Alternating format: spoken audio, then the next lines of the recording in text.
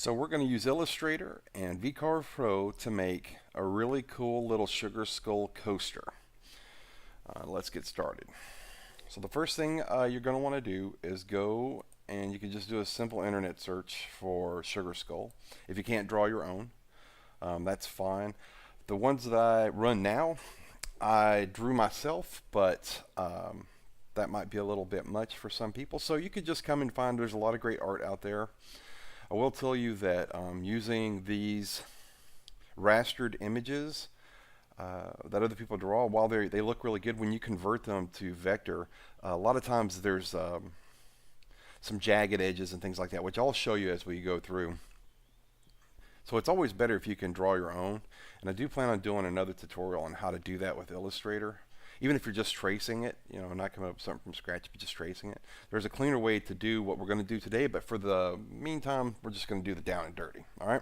So I went on here the other day and I found this one, which it cleaned up pretty well. So I'm going to go ahead and stick with it. So I'm going to right click and save image as. Go to my pre-made project, and I'll put this completed project up once at the end of the video at the bottom there. So if you want to download and see the G code and the SVG that I built and all those things, and you can do that. So we're going to go into our project, and I am a big fan of labeling and naming everything. If you don't, the projects will get really huge and you'll lose where you're at, and that's not good. So we're going to make a folder specifically for images, and I follow this convention.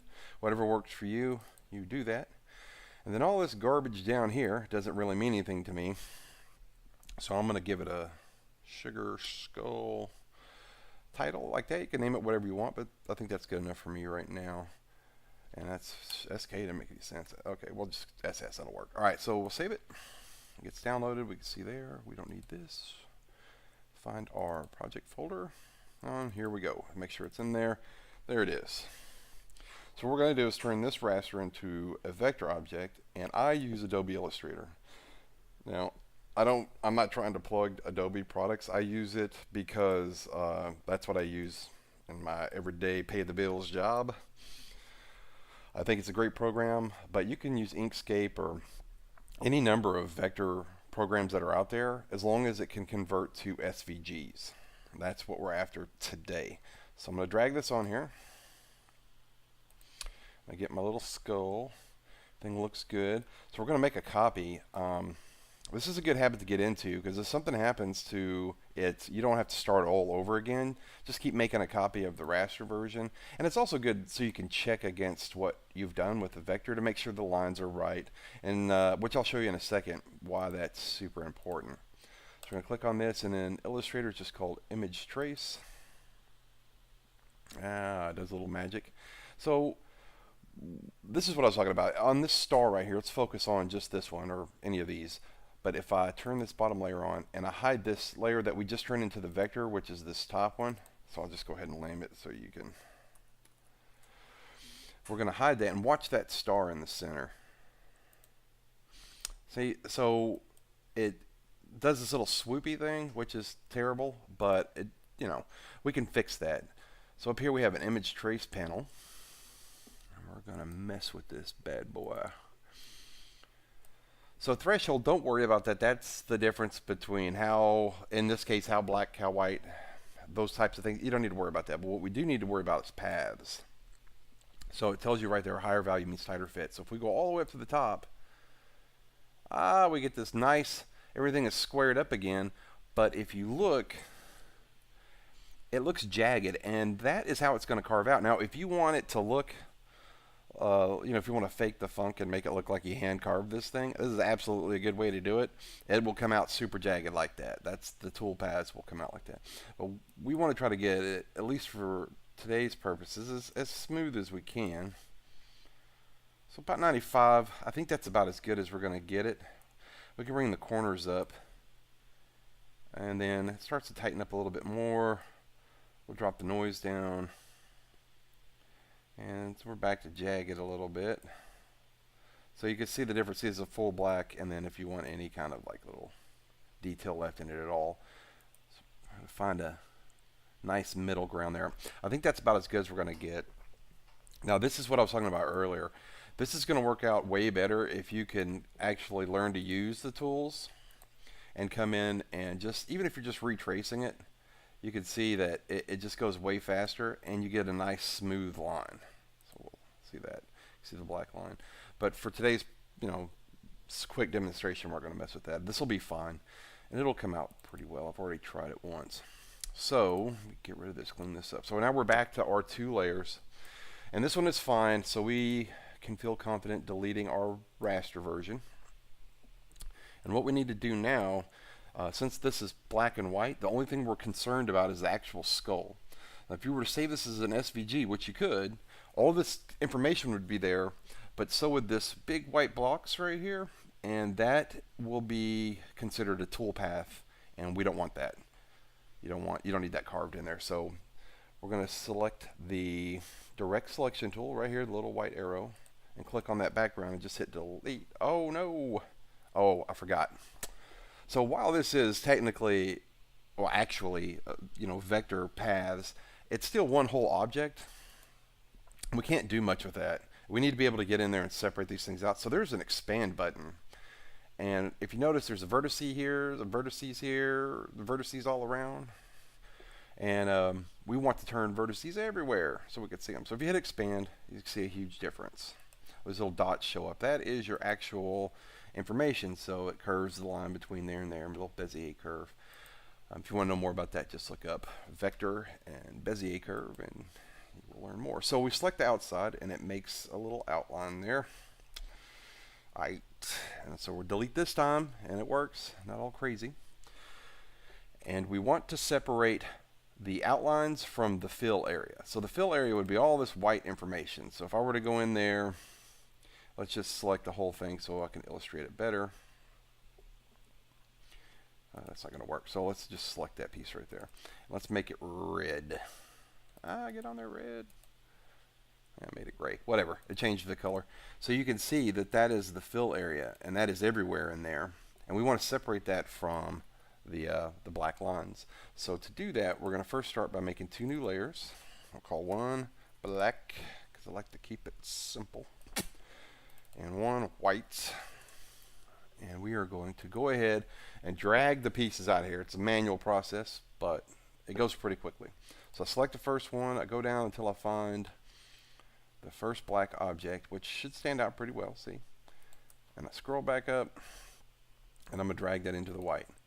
Now to make it a little easier for you to tell what's going on, you should hide these two, toggle the visibility on the black and white, and that way they just disappear, and you'll be able to tell that you've removed them already. It gets less confusing, or it is less confusing to do it this way.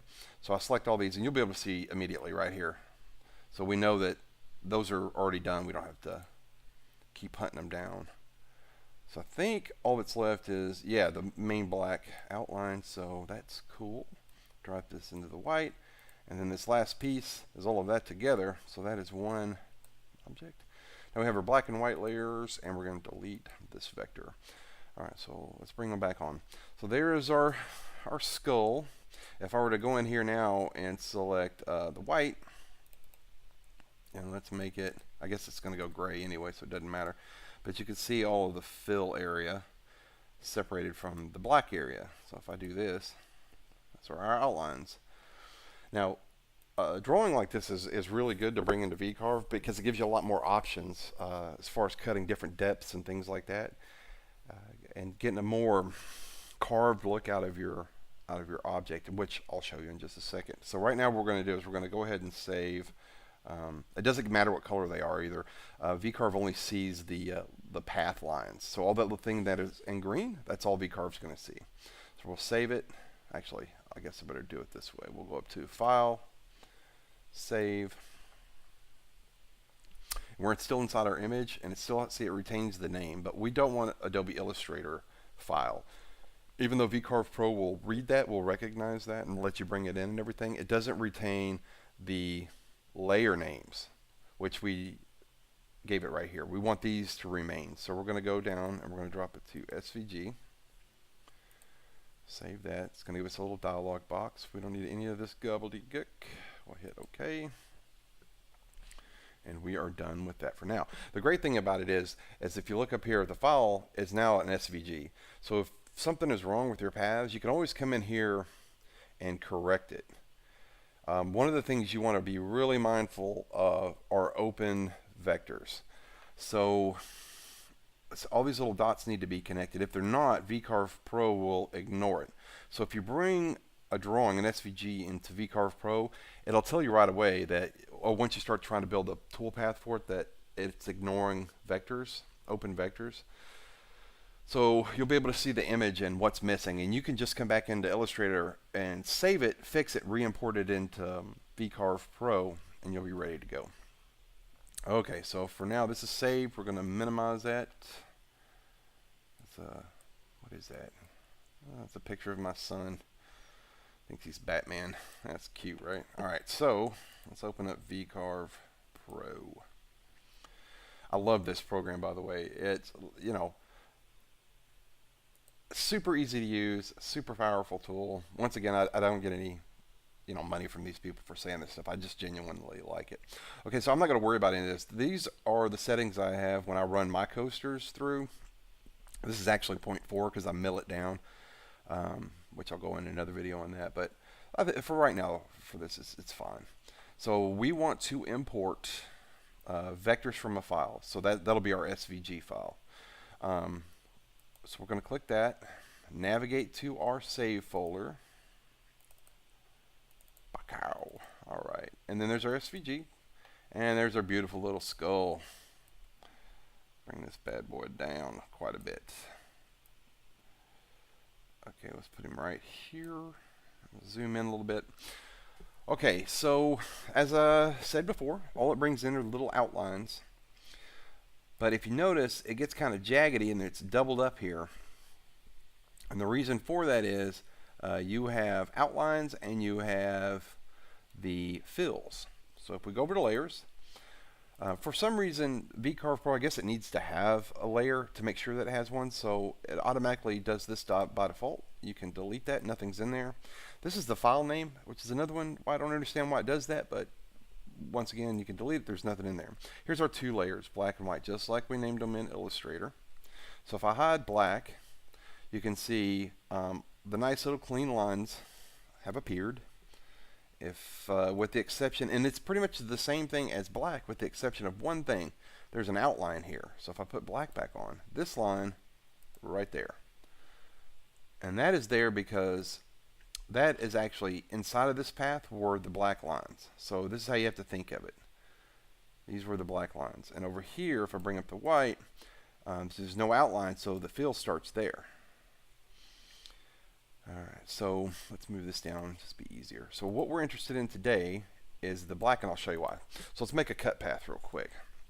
I'm going to select all my little vector paths there, pin this over. We're going to use V-Carve in this tutorial. It's a beautiful engraving look to your piece. So we're going to do that. Alright, so you know, 1/8 of an inch is fine. We'll leave it as a default name because we're going to delete it anyway, and we'll calculate our cut. Zoom in so we can see what's happening, and hit play. All right, so see, it's like a negative. Now the eyes and the nose and this little jaw piece looks cool, but everything else looks weird. It looks like a nightmare, like that movie They Live. Have you ever seen that with the Obey? You know, those creepy guys. You put the glasses on. Anyway, so that's what it looks like. That's crazy. We don't want that, so we'll reset that preview. But if we go just to the black layer, let's click out there so it's off. So the black layer, select all that, and we'll do a V-Carve again. Leave it. I guess this time we'll name it. Let's name it face. Leave it at 1/8 of an inch. I am using a 60-degree V-bit. That's 1/4 of an inch. It's a great V-bit. I got it on Amazon for like $20. If you're interested, just ask and I'll tell you the model of it. But it does a great job. I've been using it. I've ran I don't know how many carvings through it, and it's just done a beautiful job. So I'm going to hit carve. Once again, we've got our little blue lines. And if you notice, this one isn't as dark as the last one. These are nice little blue lines, not so thick and crazy looking. Just to give you an idea, there's the one that we did before. Like, is, you know, these are all the hollowed out areas. So if we come over here and look at the face, that is missing. So we're going to run that. Okay, that's great. It looks a little light, and it is, but you can see all the outlines. Everything is pretty much in place. The skull, that you can tell it's a skull, and that's a good start. So we can work with that. What we're going to do is we're going to come over here to V-Carve 1. I'm going to delete that because it is garbage, and we don't need it. And I'm going to go ahead and reopen up this path. So everything's still selected. We're good. We're good. An 1/8 of an inch wasn't deep enough, so let's see what happens if we go to 1/4 of an inch. Truth be told, I already know what's going to happen, but it's neat to just walk through it. Okay, so we're going to hit play again, and that should go on top of it. Didn't really make much of a difference, and that's crazy because that's 1/4 of an inch into a 1/2 inch piece of wood, right? But the information tells it that these are fine lines, and in order to keep it a fine line, the tool can only do so much. So to get past that, what we're going to do is we're going to go ahead and go up here and start at, let's start at a 1/16 of an inch down, the start depth. So the start depth 0 means it's going to start on the whatever the 0 point is you set. I have an X-Carve, and it comes with the this little cool little tool that allows me to set the 0 every time. However you do it, whatever tool you're using, that's what the start depth is. 0 is at the top of whatever you tell it is. So we want to go down a 1/16 of an inch from there and then cut 1/4 of an inch. So let's see what happens with that. Ah, it's crazy looking. That's too much, right? So we reset that, and let's go back here and make this back to an 1/8 of an inch. And a lot of this for me has been trial and error, right? It's just crazy trial and error. So I start to see that maybe this is a little too far. Let's go a 32nd of an inch, thereabouts. See what that gives us. Hey, look at that. Looks pretty good. So sometimes it's just that, just trial and error, trying to see what's going to look the best for you. Whatever you like. Maybe some of you like that crazy deep carving, and that's cool. You know, it'd look pretty cool, I guess, if you sanded it down a little bit. But for now, that's where we're going to start. All right, so we're back over into our drawing, and one of the great things about V-Carve Pro, just like Illustrator, is the ability to have layers, and those layers are what's going to allow you to have a really intricate, really great looking carving. So here we're going to make a new layer. We're still in the layers palette, and we're going to call it, let's start with the eyes. So what we want to do is come up here and select both of these eyes. I'm clicking and holding shift to select the other one. I want to right click and copy the layer. Now you have different options to do here, sheets and things like this. The two we're going to focus on today is copy and move. And we want to copy the layer because those eyes are still part of the original carving. And it's easier if you leave them like this so you can come in and see what it's going to carve out. And then you can hide it, and you can see here what's going to get a little bit deeper on a different level. So let's select out. All right. Close this, and we'll do V-Carve again because it's a great look. I think that's an 1/8 of an inch, so an 1/8 of an inch is good. Let's do eyes. Make sure you always label your layers. And what I like to do, which I didn't do on the last one, we're going to start now, is I like to put the tool that I'm going to cut out, and that helps for a few different reasons. One, we're going to put all of these layers that use the same tooling together.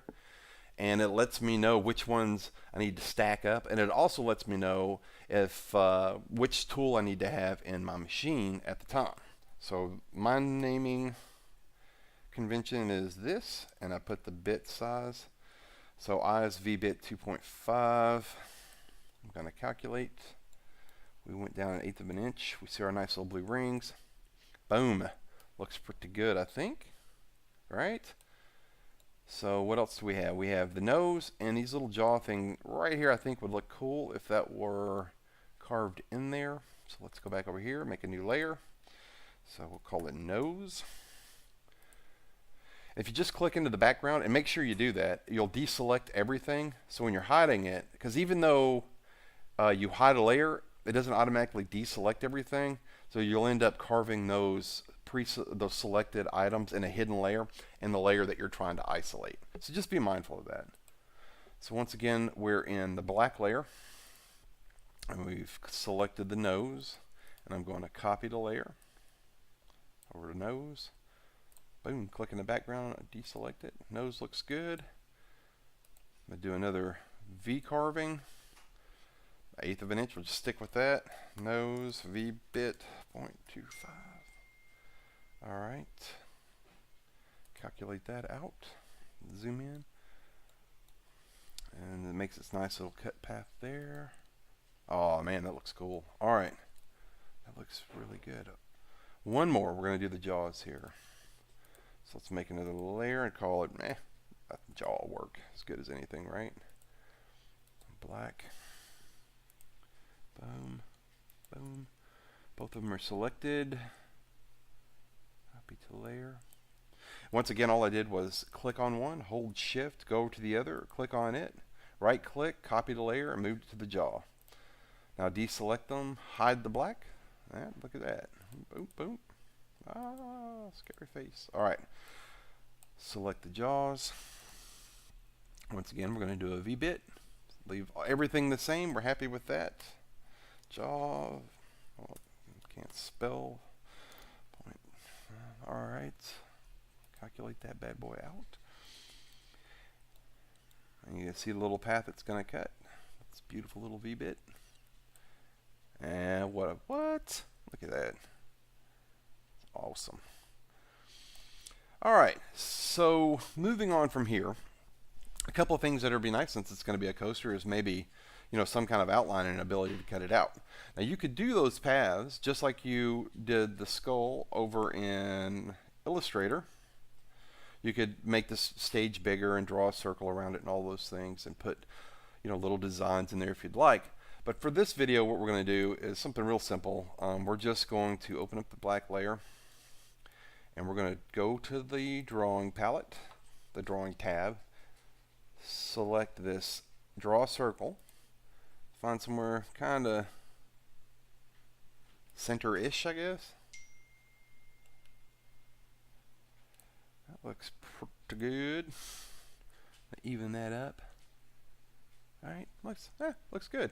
Alright, so I should have made a layer. So we'll make this, let's call it a gutter, because I would like to cut out the inside right in here. I'd like to just cut that down a little bit.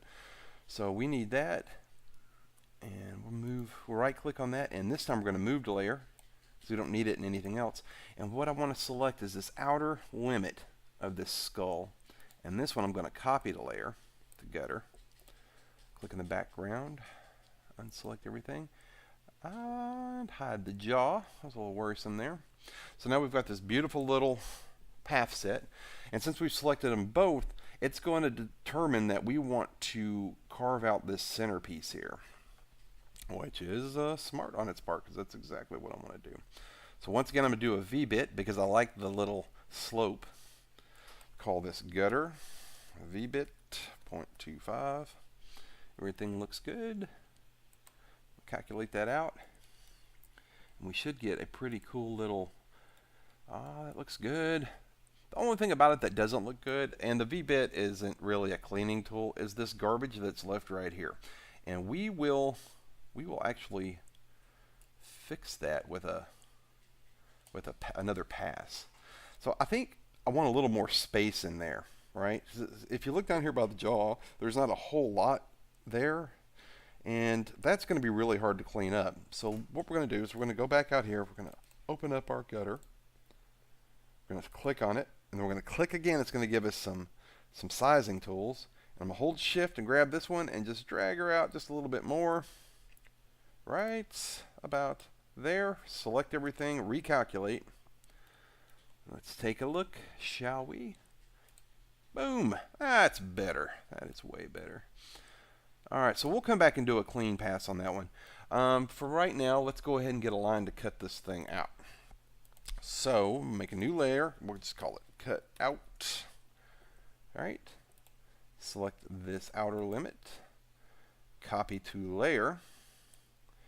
And what we want to do now, make sure we have that one selected. Turn this one back on. Click it again. And the same thing. We just give a little space. And on this one, we're going to do a profile toolpath. So remember, we set up our material to be 1/2 inch. That's good. I always use this for my cutouts. I always use this 1/4 inch end mill. Now that's another tool I bought on Amazon. I think I paid $8 for it. And the thing just is a beast. It put beautiful smooth lines on the edges. Very little sanding for me to do. I really like it. Once again, if you want to know what it is, just ask and I'll tell you. But it's a great tool. That's what I always use to cut out. So that's what we're going to change it to, and we're going to add some tabs. And I like 1/8 of an inch long and 1/8 of an inch thick. It's perfect. I've used it. Mostly I cut mine out in poplar, and that works great. The reason you want to use tabs is if you cut all the way through this thing, that disc or whatever it is going to fall down the hole and hit the tooling. You're going to gouge out wood. It's going to look terrible. Just add tabs. They're not hard to remove. I actually have a little hand sanding block that I built out of a 2x4 and a piece of 150 grit sandpaper, and I just lightly go over the edge and just knock it off, and it is nothing. It takes a few seconds. So with this, back to the tabs, you can come in and actually select and put tabs wherever you want. You know, this is overkill. What I normally do is I just constant number 2, hit add tabs and close it, and this has always been enough for me. And I usually run about 5 pieces on this board, which I'll show you how to do in a second. But with the 2 tabs, I've never had any problems. So follow our convention. Let's go back to this, and we'll do an end mill at 0.25. So once again, whatever naming convention you want, just follow that. You'll see in a second why I like to keep everything named. So we're going to run that, see what it looks like. Looks good. You can see the tab there. See the tab there. The only thing that we have left is cleaning this garbage up right here. And this is kind of fun. So I am going to go through the first part of it because I don't really remember what my settings were. But I'll go through the first part and show you what I'm doing, and then I'll kind of do a fast preview thing. So we want to go back to gutter. Hide everything else, show gutter. Click in the background, make sure everything is deselected, and then select those 2. And then we're going to go over here to Pocket Toolpath. And I've had great success with this, using the Pocket Toolpath and a little 1/16 of an inch bit to clean up everything. So let's see, I'm going to go over here and change this to my 0.625 end mill. Looks good. And you have 2 choices on the clear pocket section. One is offset. And offset makes this little circle that goes around like this, and you end up with these little tool marks in there, these little gutters. It never quite cleans it out. It's good for removing material though, but not for what we're wanting to do. So raster, what it'll do is it'll start down here and go back and forth. And the great thing is it passes over the line it just cut, just like how you mow your grass. You know, the great way to mow the grass is to go and then come back and just a little bit over the line, over the part you've already cut, so you don't have that line there. That's pretty much how this works. Go back and forth, removing all that material. And then what we want to do is we want to do our profile pass last. And what a profile pass is exactly what it sounds like. It's going to cut this back and forth like this, and then it's going to come back in here and go right along the edge here and right along the edge here. And that's important because when this goes back and forth, it's going to stop where we tell it to stop, and it's going to put little fuzzy edges right along the profile. So the profile being last is going to go through and just clean that up, and it looks awesome. Now, the final thing we need to worry about here is, if you remember, we have these great little cool looking slopes coming off the skull and off the walls, and I'd kind of like to keep most of that, not all of it because it's a little too steep, but I'd still like to have it sloped a little bit. That bevel, that chamfered edge, it makes it look more traditionally carved, I guess. So what I'm going to do is I'm going to go in here and I'm going to add just a little bit of a pocket allowance. We'll do 0.002. We'll do this a clean pass. End mill at 0.0312, which should be 313. Okay, actually I need to look at this again. Okay, so I missed this, and I'm glad I caught it before I hit calculate. our start depth, if we leave it at 0, it's going to start here at the top and work its way down all the way, and it's going to take freaking forever. So if you remember, we cut all of these pockets at 1/8 of an inch. So that is where we want to start. So we want to make our start depth 1/8 of an inch, and we want to go down just about a 1/16 of, or yeah, 1/16 of an inch. Now that's a 32nd of an inch. So the 32nd of an inch, that's fine. Whatever. I'm sure most of you are out there making fun of me anyway. So moving on. So we'll calculate this, and if you look at our cut, it doesn't look like it's deep enough, right? So, but it is on the inside of that slope, that sloping channel. Oh, it is deep enough, and it was the pocket wasn't enough. So we need to go back in and fix that pocket. So that happens. 9.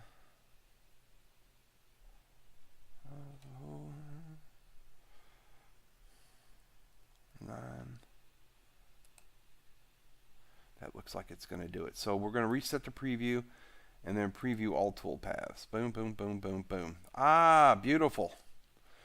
I'm going to leave it at that. You can see it still has a little edge on it. Maybe went down a little bit deeper, but you get the gist of it. You go in and set your tool path so it you know what, that is just too much. I went the wrong way. 312. Reset pre. It just bothers me not to get what I want. Okay, there it is. That's a little bit better. Now, if you want more of that slope there, just set your tolerance a little bit more. Maybe go to a 1/16 of an inch or an 1/8 of an inch or whatever, and it's going to clean that up and still leave that little chamfered edge. Okay, so the final part of all of this is to save out our tool paths. I use, like I said, I have an Vcarve, so I use Vcarve's easel program to do all my cutting, but I use V-Carve to build the G-code for it. And like I said, it does a wonderful job. So we're going to go ahead and do that. We're going to click on Save Toolpath. And this is where naming these things, which I did not do here. Look at that. V-bit.25. Okay. This is where naming your stuff comes into handy. Because with V-Carve, you can actually compile or put together all of these different light cuts. So instead of saving out the 1, 2, 3, 4, it was 7 or so paths, we can just build what we have is 3. So all I got to do is select all the ones that use the same tooling. And it'll tell you up here, if I try to put on this end mill, it's going to say, I can't do that because my machine, which is the Vcarve, doesn't allow for multiple tools. But I can select all of these, the face, the eyes, nose, jaw, and gutter, in one tool path. And that's great because what it's going to do is it's going to do one at a time. It'll do the face and the eyes and nose and so forth and so on, but I don't have to change out the tooling. So it's going to do one pass and the next and the next and keep going on. So when I save these, I want to go back to my Sugar Skull project here and make a new folder, call it G-code. Go into G-code, and I don't need to know that it's face V-bit25, I just need to know that it's a V-bit25. So I'm going to save it just as that. So I know what tool I need when I need it. Alright, so tool path list, get rid of that. And next we're going to do the cutout. So cutout EM. And then finally, the clean pass. Alright, save that out. Alright, so even though I saved it in that order, that's not the order it's going to cut. You always want to do the cutout last. If you don't, even though the tabs will hold this thing in place as it's cutting out the rest of your stuff, it's not strong enough for you to be able to go in and start carving on it. It's going to twist this thing. The carve is going to be bad. It's going to break free. It's hot garbage. Don't do that. All right. Cut out last. All right. So let's go over to our folder. See our images. We click on this. There's G-code. There's all of our passes. So once again, we're going to start with V-bit, and then we're going to go to the clean pass and then the cutout. It's that simple. Like I said, I use easel. So let's bring it over here. If you are familiar, if you have the Vcarve and this is what you use, you're already familiar with it. I just want to get to the final stage here. And my new projects. I've got a lot of projects in there. Import G-code. and we want to do V-bit, and so it puts it on there. Nice and neat, nice and clean, ready to go. Now, of course, this is a one-off project. You could, if you wanted to, you could go in here and make it a multiple item project, a production run, if you will. It's pretty simple to do. We're just going to take this and move it over. We don't worry about the tool paths, and then it's just copy and paste. Like really, it's just this simple. And come back over here, and we will recalculate all. Now all we've set up is this one. Ooh, that's annoying, right? Is this one path? But you would just go back into FaceBit, and so hide all of this crap. And so you have your three faces. Select, recalculate, and then reset preview. And so now you have three. And you could do 4, 5, 10, 15, whatever you can fit onto your board. It's that simple. And then resave out all of your tool paths just like I did before, and you are done. All right, well, go ahead and save this. Call it Sugar Skull, just SK, as you guys will know what it is. And I am done. Well, thank you very much for watching the video. It's my first one, so let me know how I did. If you guys like it, I'll make more. Like I said, I'd like to do some in-depth on drawing vector paths, and maybe get a little bit more into V-Carve and how to get even more intricate cuts. All right, well, thank you very much, and happy carving.